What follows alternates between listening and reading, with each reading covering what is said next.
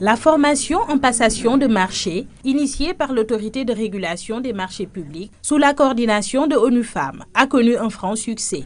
Avec plus de 500 diplômes reçus, les femmes dirigeantes de PME ont ainsi l'opportunité de se développer avec un accompagnement solide et d'acquérir des compétences en matière de préparation d'appels d'offres, d'exécution et de suivi.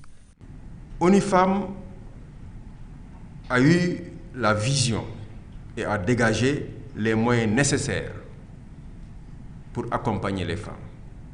L'ambition de soutenir la percée d'une catégorie socio-économique dans les marchés publics, notamment les femmes, ne peut produire de résultats probants que si la stratégie repose sur un programme ambitieux et continu de renforcement de capacités et de transfert de compétences.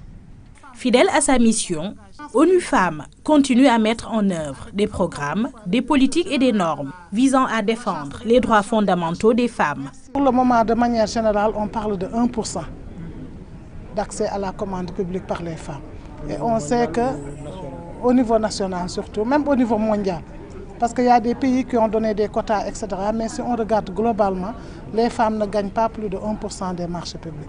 Et on sait que les marchés publics constituent 20% des PIB au niveau mondial. Donc ça veut dire que les femmes doivent avoir leur part de ces marchés publics, surtout pour atteindre l'autonomisation économique que nous cherchons au niveau des femmes. L'entrepreneuriat au Sénégal, c'est un peu difficile. Mais on voit que maintenant, il y a beaucoup d'accompagnement, surtout côté technique, la technique, surtout le réseautage, la passation de marché.